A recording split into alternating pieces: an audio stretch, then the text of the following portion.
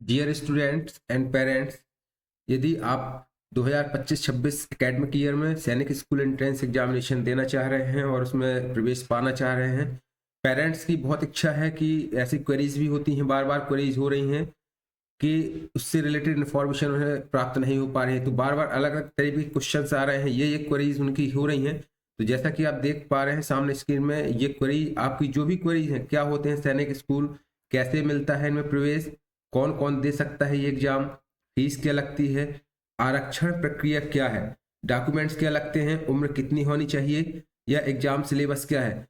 तो ये मेरा वादा है, यदि आपने ये पूरा वीडियो बिना स्किप करे हुए, यदि आपने अपने बच्चे को भेजना है स्कूल और एक प्रॉपर इन्फॉर्मेशन, लीगल इन्फॉर्मेशन चाह रहे हैं, आपको भटकना ना पड़े, तो मेरी आपसे रिक्वेस्ट रहेगी, यदि आप ये इन्फॉर्मेशन जानना चाहते हैं, आपकी ये क्वेरीज हैं, तो एक ही वीडियो के माध्यम से सारी क्वेरीज सॉल्व हो जाएंगी। लेकिन इसके लिए आपको बिना स्किप करे हुए पूरा वीडियो देखना होगा। चलिए हम स्टार्ट करते हैं, आपकी एक एक क्वेरी को स्टेप बाय स्टेप सॉल्व करते हैं, आपके क्वेश्चन का आंसर देते हैं। तो सबसे पहले देखिए, आपका क्वेश्चन ये होता है जनरली कि क्या होते हैं सैनिक स्कूल, है ना। तो आप सभी को ये मालूम होना चाहिए कि जो सैनिक स्कूल होते हैं, सैनिक स्कूल देश की रक्षा सेवाओं में अधिकारी तैयार करने के लिए बनाए गए स्कूल होते हैं।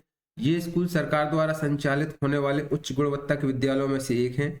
सैनिक स्कूल में पढ़ाई अंग्रेजी माध्यम में होती है और सीबीएसई पाठ्यक्रम का पालन किया जाता है।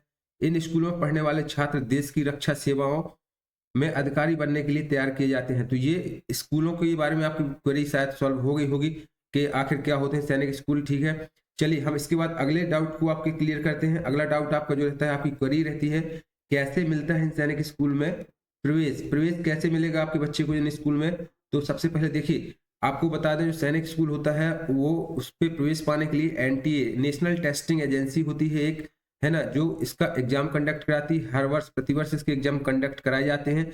जैसे कि इस साल अभी इसके फॉर्म आने वाले हैं, जो डिले हो चुके हैं, काफी लेट हो चुके हैं, और ये डेफिनेटली अगर दिसंबर के लास्ट लास्ट तक नहीं आए तो आपके जनवरी में आएंगे, और फरवरी मार्च में आपका सेशन, मार्च से इसका सेशन स्टार्ट हो जाता है। तो स्वाभाविक ही आपके एग्जाम होंगे ही होंगे। तो आपके जैसे ही एग्जाम आएंगे तो नेशनल टेस्टिंग एजेंसी जो होती है इसके एग्जाम कंडक्ट कराएगी। इस एग्जाम को देने वाले विद्यार्थियों को, जो एग्जाम देना चाहते हैं, उसको कहते हैं सैनिक स्कूल, ऑल इंडिया सैनिक स्कूल एंट्रेंस एग्जाम कहते हैं, जो इस एजेंसी द्वारा कराया जाता है। सैनिक स्कूलों में जो देखिए, जो हमारे स्कूल होते हैं सैनिक स्कूल, एक तो गवर्नमेंट सैनिक स्कूल होते हैं और दूसरे हमारे निजी सैनिक स्कूल होते हैं। तो इन दोनों स्कूलों के लिए जो बच्चों का प्रवेश कराया जाता है, इसी AISSEE एग्जाम के द्वारा कराया जाता है। तो हमारे जो शासकीय सैनिक स्कूल होते हैं, उसमें कक्षा 6वीं और कक्षा 9वीं दोनों के लिए ही एग्जाम कंडक्ट कराया जाता है। लेकिन जो अनुमोदित यानी जो नए प्राइवेट सैनिक स्कूल हैं, उनमें केवल कक्षा 6 के लिए प्रवेश की पात्रता होती है, जो इस एग्जाम के थ्रू आपको करना होता है। अब अगला देखिए, इसमें हमने जो बात बताना चाह रहे हैं, एप्लीकेशन प्रक्रिया इसकी सारी की सारी ऑनलाइन होती है, कोई भी ऑफलाइन प्रोसेस नहीं होती है। इसके लिए जो एनटीए की लीगल वेबसाइट है सैनिक स्कूल एग्जाम कंडक्ट कराने वाली, वो www.nta.ac.in और exams.nta.ac.in/AISSEE है। इसके अलावा आपको कहीं भटकना नहीं है।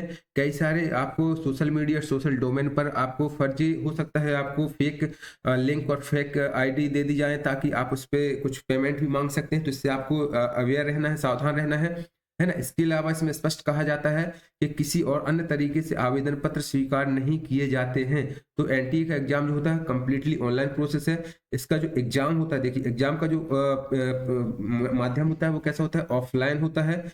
ऑफलाइन कहने का मतलब OMR बेस्ड होता है। इसको मेरिट के आधार पर इसमें बाद में सिलेक्शन होता है। जो बच्चे इस परीक्षा में बैठते हैं, उनके सिलेक्शन की प्रक्रिया जो होती है, ऊपर से टॉप से मेरिट आती है, और सीट के आधार पर उनकी जो मेरिट होगी, उनको सैनिक चुने गए सैनिक स्कूलों में उसको आरक्षण या एडमिशन प्रोवाइड किया जाता है।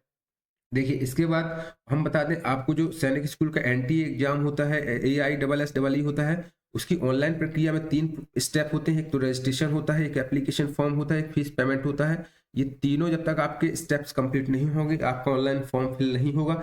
तो आपको इसके बारे में डिटेल, यदि आप चाहते हैं वीडियो बनाना कैसे ऑनलाइन फॉर्म फिल करना है, तो मुझे कमेंट करके बताइएगा। मैं एक एक स्टेप करके आपको पूरी प्रोसेस के साथ बता दूंगा कि कैसे ये फॉर्म, आपको रजिस्ट्रेशन स्टेप्स कैसे फिल करना है, कैसे एप्लीकेशन फॉर्म फिल करना है, और कैसे उसकी ऑनलाइन फीस पेमेंट करनी है। चलिए हम अब अगली बात करते हैं, जो आपकी अगली क्वेरी है, कौन कौन दे सकता है एग्जाम, ये सैनिक स्कूल एग्जाम कौन कौन दे सकता है। देखिए, तो बेसिकली तो सैनिक स्कूलों में ज्यादातर सीटें आर्मी बैकग्राउंड के बच्चों के लिए आरक्षित होती हैं, लेकिन सिविलियन के बच्चे भी एडमिशन ले सकते हैं। सिविलियन यानी हम आम नागरिक की बात कर रहे हैं यहाँ पे, तो जो आम नागरिक होते हैं उनके बच्चों को भी यहाँ एडमिशन प्रोवाइड कराया जाता है। सैनिक स्कूल में लड़कियां क्या ले सकती हैं, तो हाँ, लड़कियों को भी एडमिशन मिलता है और लड़कियों को भी प्रवेश परीक्षा देनी होती है, जो AISSEE एग्जाम होता है। इसी एग्जाम के माध्यम से गर्ल्स और बॉयज दोनों को एग्जाम फाइट करना होता है और मेरिट के आधार पर यहाँ पे सिलेक्शन होता है। हम बात करते हैं अगली क्वेरी की कि फीस क्या होती है। तो फीस के बारे में देखिए हम 3 बिंदुओं में बात करेंगे। एक तो हमारा एग्जाम फीस होती है जो ऑनलाइन एप्लीकेशन फॉर्म फिल करते समय लगती है। दूसरा हम बात करते हैं सैनिक स्कूल की फीस। सैनिक स्कूल यहाँ पे गवर्नमेंट स्कूल से बात है और निजी सैनिक स्कूल यानी अनुमोदित नए सैनिक स्कूल है। तो तीनों बिंदुओं में अलग अलग फीस की बात करें। देखिए एप्लीकेशन फीस की बात करें जो हम ऑनलाइन फॉर्म भरेंगे, तो जनरल OBC के लिए जो फीस का क्राइटेरिया है वो 650 रुपए ऑनलाइन फीस लगेगी आपको। तीसरा आपका जो SC ST के लिए फीस है वो 500 रुपए फीस रखी गई है। तो ये फीस चार्ज आपको पे करना पड़ेगा जब भी आप ऑनलाइन फीस पे करते हैं। अगली बिंदु पर बात करते हैं सैनिक स्कूल के और निजी सैनिक स्कूल यानी अनुमोदित सैनिक स्कूल की अलग अलग फीस की बात। पहले हम बात कर लेते हैं निजी सैनिक स्कूल की। जो अनुमोदित सैनिक स्कूल है, ये देखिए हम आपके सामने 2025-26 का कैलेंडर एक निजी सैनिक स्कूल के वेबसाइट से डेटा प्रोवाइड करा रहे हैं। ये 2025-26 के लिए जारी किया गया है। आप देख रहे हैं टोटल एनुअल फीस, आप देख लीजिए, इस बिंदु से आपको समझ में आ जाएगा 2,66,600 रुपए ये मेन फीस है। इसके बाद आपके अलग ही कुछ ये चार्ज जो एनुअल चार्ज होते हैं आपके रजिस्ट्रेशन के समय आपको देने पड़ेंगे, लगभग 25,000 रुपए आपको ये देना पड़ेगा। मान के चलिए आप 3 लाख रुपए पर ईयर फीस यहाँ पे लगती है। आप इसका आधा मान लीजिए शासकीय स्कूल की, यदि हम बात करें शासकीय निजी सैनिक शासकीय स्कूल जो 33 शासकीय स्कूल हैं इनकी फीस की बात करें तो लगभग ये डिफरेंट अलग अलग स्कूलों पर भी डिपेंड करता है किस स्टेट का स्कूल है। मान के चलिए आप 1 से 1.5 लाख रुपए तक के बीच की ये फीस की होती है जो शासकीय स्कूलों की बात हम कर रहे हैं। अब हम बात करेंगे इन सैनिक स्कूलों में क्या आरक्षण होता है, किस आरक्षण के आधार पर यहाँ प्रवेश दिया जाता है। तो आरक्षण प्रक्रिया भी अलग अलग स्कूलों में अलग अलग प्रकार की नहीं होती है। ये प्रक्रिया शासन के द्वारा तय की जाती है, गवर्नमेंट के द्वारा, मिनिस्ट्री ऑफ होम मिनिस्ट्री द्वारा तय की जाती है। लेकिन सैनिक स्कूल और निजी सैनिक स्कूल उस पर आपको boys girls general OBC ST SC का भी क्राइटेरिया के आधार पर जो आरक्षण रखा गया है सैनिक स्कूल को शासन के नियमानुसार, तो आप देख सकते हैं जो 67% सीटें हैं वो राज्यों और केंद्र शासित प्रदेशों में अधवासित अभ्यर्थियों के लिए आरक्षित है जहां सैनिक स्कूल स्थित है। मेरे कहने का मतलब 67% 100 सीटें हैं यदि, तो 100 सीटों में से मान लीजिए हम मध्य प्रदेश की अगर बात करें तो 67 सीटें यहाँ पे मध्य प्रदेश के बच्चों के लिए आरक्षित करी गई हैं। शेष 33 सीट जो होंगी वो अदर स्टेट्स के बच्चों के लिए द्वारा फिल करी जाएंगी। तो यही यहाँ पे कहा गया कि 33 सीट्स अन्य राज्यों और केंद्र शासित प्रदेशों के अभ्यर्थियों के लिए आरक्षित होती हैं। अगला बिंदु आरक्षण का जो आता है वही रहेगा जो सामान्यतः जो SC श्रेणी के बच्चे होंगे उनकी सीटें 15% आरक्षित रहेंगी। 7.5% ST का आरक्षण रहता है और 27% का जो आरक्षण रहता है वो OBC या नॉन क्रिमिनल ईयर के लिए रहता है। होपफुली आपका जो आरक्षण का क्वेरी थी वो इससे सॉल्व हुई होगी। अब हम बताएंगे मेन बिंदु आपका क्या होता है। मेन बच्चों को डॉक्यूमेंट जो आपको अभी से बिल्कुल तैयार करके रखने हैं, जैसे ही आपका नोटिफिकेशन जारी होता है उसके लिए हम आपको बता दें आप हमारा चैनल सब्सक्राइब कर सकते हैं, बेल नोटिफिकेशन बटन को प्रेस कर दीजिए। हम अपने चैनल पर Navodaya Vidyalaya, Sainik school, military school, Eklavya Gyanoday Vidyalaya के लिए यहाँ पे प्रॉपर ऑनलाइन क्लासेस लेते हैं, फ्री ऑफ कॉस्ट क्लासेस होती है। हम कोई फीस चार्ज नहीं करते हैं बच्चों से, उनके लिए कोर्स मटेरियल प्रोवाइड कराते हैं, प्रीवियस ईयर और जो करंट पेपर होते हैं, मॉडल पेपर होते हैं, उनको ऑनलाइन सॉल्व कराते हैं और बिल्कुल निःशुल्क होती हैं। तो आप आने वाले तैयारी के लिए, भविष्य की तैयारी के लिए आप हमारे चैनल को सब्सक्राइब करना मत भूलिएगा। अब हम बात करते हैं डॉक्यूमेंट्स क्या क्या लगते हैं। इन डॉक्यूमेंट्स के बगैर आपका प्रोसेस जो रहेगी ऑनलाइन प्रोसेस वो अधूरी रह जाएगी।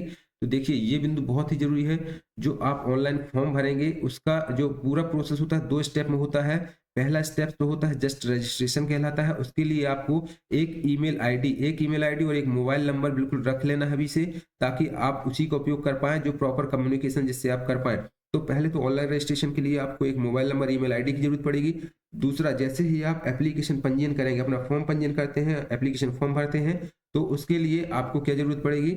देखिए जेपीजी प्रारूप में अभ्यर्थी का एक फोटोग्राफ लगेगा जिसकी साइज 10 KB से 200 KB के बीच में हो गई और करंट की फोटो होनी चाहिए, अच्छी साफ फोटो होनी चाहिए। दूसरा, आपका जेपीजी प्रारूप में अभ्यर्थी का हस्ताक्षर 4 KB से 30 KB के बीच में होना चाहिए। अभ्यर्थी के बाएं हाथ के अंगूठे का निशान होना चाहिए 10 KB से 50 KB तक। ये ऐसे डॉक्यूमेंट बता रहा हूं, इसके बगैर आपकी प्रोसेस नहीं हो पाएगी, आप फॉर्म नहीं फिल कर पाएंगे।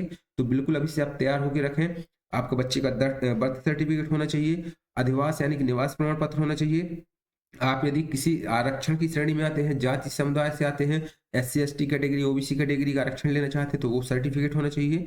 आप यदि किसी सेना कर्मचारी पूर्व से ही किसी सैनिक के बच्चे हैं तो उसका आपका सेवा का प्रमाण पत्र होना चाहिए। जिस विद्यालय में आप पढ़ रहे हैं वहाँ के आपके हेड या प्राचार्य का सर्टिफिकेट होना चाहिए। ये सभी दस्तावेज आपको पीडीएफ फॉर्मेट में आपको एक बना के रख लेने हैं। तो ये डॉक्यूमेंट्स इंपॉर्टेंट डॉक्यूमेंट्स हैं। चलिए अब हम बात करते हैं। देखिए उम्र क्या होनी चाहिए, सबसे बड़ी चीज क्या होती है, बच्चे की उम्र क्राइटेरिया बहुत से पेरेंट्स को जानकारी नहीं है और वो फॉर्म के लिए तैयारी करते रहते हैं, लेकिन उस क्राइटेरिया में यदि आपका बच्चा नहीं आता तो फॉर्म फिल नहीं कर पाएंगे। तो देखिए दोनों ही बच्चों के लिए, जो क्लास 6 में पढ़ रहे हैं और क्लास 9 के लिए पढ़ रहे हैं, अलग अलग क्राइटेरिया रखी गई है। यदि आपका बच्चा कक्षा 6 के लिए एग्जाम देना चाहता है तो उसकी उम्र 10 से 12 वर्ष होनी चाहिए। और कौन कौन सी डेट शामिल की गई हैं 12 वर्ष 10 से 12 वर्ष के लिए, जो हम 2025-26 एकेडमिक ईयर की बात कर रहे हैं। देखिए 2025-26 एकेडमिक ईयर के लिए बात कर रहे हैं। जो अभी आने वाले फॉर्म है, जैसे ही आप फॉर्म भरेंगे उस समय आपके बच्चे की 1 अप्रैल 2013 से लेकर के 31 मार्च 2015 तक के लिए बीच में ही डेट होनी चाहिए। 1 अप्रैल की तिथि भी रहेगी और 31 मार्च की डेट शामिल की जाएगी। लेकिन इसके पहले यानी आपका यदि फरवरी में बर्थ है तो आपकी सॉरी आप फॉर्म नहीं फिल कर सकते हैं। इसी तरीके से 31 मार्च के बाद की डेट की है तो आप फॉर्म फिल नहीं कर पाएंगे। कक्षा 9 की बात करें, देखिए तो कक्षा 9 में आपके बच्चे की उम्र 13 से 15 वर्ष के बीच होनी चाहिए, जो 1 अप्रैल 2010 और 31 मार्च 2012 के बीच की उसकी डेट ऑफ बर्थ होनी चाहिए, जहां 1 अप्रैल और 31 मार्च की डेट इसमें शामिल की गई है। चलिए अब हम अगले बिंदु पर बात करेंगे। सबसे मुख्य बिंदु होता है, यदि आपने फॉर्म फिल कर लिया है, एप्लीकेशन फिल कर दी है और अभी से तैयारी करना चाहते हैं तो उसका एग्जाम सिलेबस आपको पता होना चाहिए। इस एग्जाम सिलेबस के आधार पे ही आप प्रिपरेशन करेंगे। हम आपको पहले ही बता चुके हैं, आपका सिलेक्शन होता है मेरिट के आधार पे। मेरिट आपकी बनती है आपकी प्रिपरेशन पे, आप कैसे प्रिपरेशन करते हैं बता दें। जो कक्षा 6 के बच्चे होते हैं, कक्षा 6 के बच्चों के लिए आपका जो सिलेबस रखा गया है, AISSEE के लिए जो सिलेबस रखा गया है वो आपका है 4 सब्जेक्ट को 4 खंड बनाकर रखे गए हैं। इसमें कुल 125 क्वेश्चन आपके पूछे जाएंगे जो 300 अंक के होंगे। यहाँ पे भाषा के आपके 25 क्वेश्चन होंगे, मैथमेटिक्स के 50 क्वेश्चन होंगे, इंटेलिजेंस 25 क्वेश्चन और सामान्य ज्ञान 25 क्वेश्चन के रहेंगे। अब इनके अलग अलग क्वेश्चन, एक एक क्वेश्चन का क्या मार्क रहेगा और टोटल क्या मार्क्स रहेंगे ये दिया गया है। भाषा से हम यहाँ आपको स्पष्ट कर दें, भाषा आपकी जो बच्चे अलग अलग भाषा, इंग्लिश, हिंदी और अलग स्टेट में रहने वाले बच्चे जिस भाषा पढ़ाई करें उस भाषा को यहाँ सिलेक्ट कर सकते हैं कक्षा 6 के लिए। लेकिन वहीं कक्षा 9 की यदि हम बात करें तो पेपर जो इंग्लिश का मीडियम रहेगा वो केवल इंग्लिश ही रहेगा, इंग्लिश मीडियम रहेगा। यहाँ पे आपके जो खंड रहे हैं पेपर के 5 खंड बांटा गया है, गणित, इंटेलिजेंस, अंग्रेजी, सामान्य विज्ञान और सामाजिक विज्ञान। कुल मिलाकर 150 क्वेश्चन पूछे जाएंगे, 400 अंक के प्रश्न रहेंगे। यह हम आपको बता दें किसी भी प्रकार की कोई भी नेगेटिव मार्किंग नहीं होती है।